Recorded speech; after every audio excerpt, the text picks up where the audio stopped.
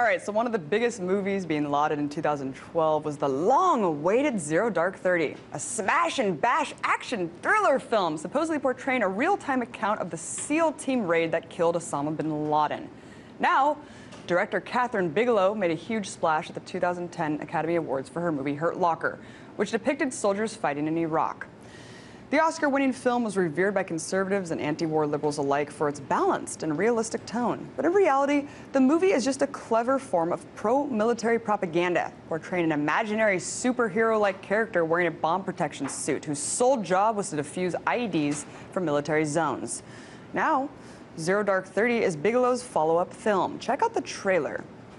The whole world's gonna want in on this. I want targets. Where was the last time you saw bin Laden? Oh my God, is that what I think it is? Where was the last time you saw bin Laden?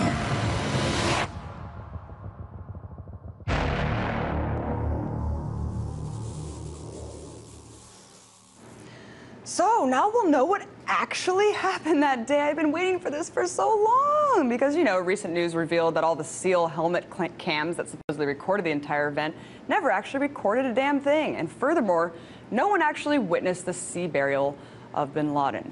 But back to the movie. Bigelow and crew were given exclusive access to classified details of the raid to make the film that no one has ever seen.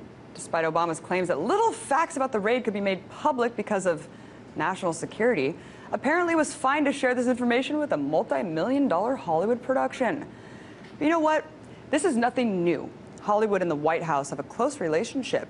Movies glorifying our military receive free props and sets from said military, as long as the movie's message is pro-military. This type of quid pro quo has been commonplace in Hollywood for years. Yet, syncing up political propaganda movie releases with major political events is something relatively new. It happened in 2006 when the propaganda film United 93 had its release synced up with the trial of supposed 20th hijacker Moussaoui. Seems like American cinema has changed drastically since the Vietnam War, where you rarely see films critiquing U.S. foreign policy or empire. In fact, this was a point I just had the opportunity to bring up with Oscar-winning director Oliver Stone, who has made such prolific anti-war movies like Born on the 4th of July and Platoon. Here's what he had to say. This worship of the greatest generation, as well as the technological awe of our machinery, our helicopters. And now, you know, I'm surprised in this new Hurt Locker, you see a lot of there's no judgment about why we're in Iraq. Yeah. And in this new movie, I gather, you know, it is about our technological slickness. It's not about the morality of whether you go into other countries to kill or kidnap people. Yes, morality. What an archaic concept, one that seems to get lost in translation quite a bit these days. And you know what?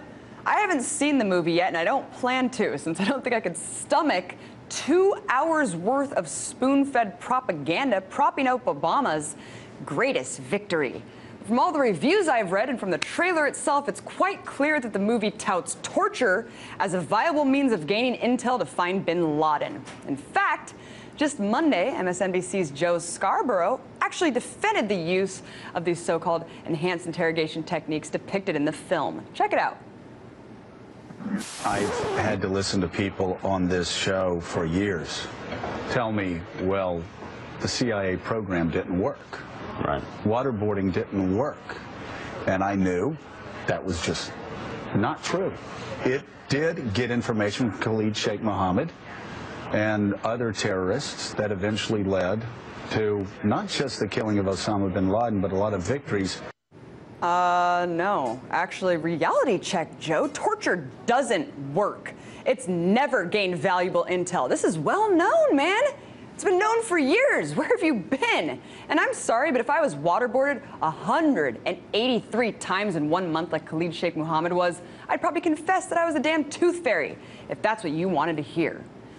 Think about this point, though, for 1 second. Even if torture did get intelligence, is that enough justification to practice the barbaric and inhumane act of torturing human beings? I think not. But despite all of these facts, all of these inconsistencies with the raid and the killing of Osama bin Laden, it won't matter. Because not only has the corporate-controlled media regurgitated the government's narrative of the event without demanding a shred of evidence, but now this narrative will be accompanied with an expensive major Hollywood dramatization that will make hundreds of millions of dollars. The collaboration will cement the government narrative forever in the American psyche, causing historical revisionism to prevail over truth.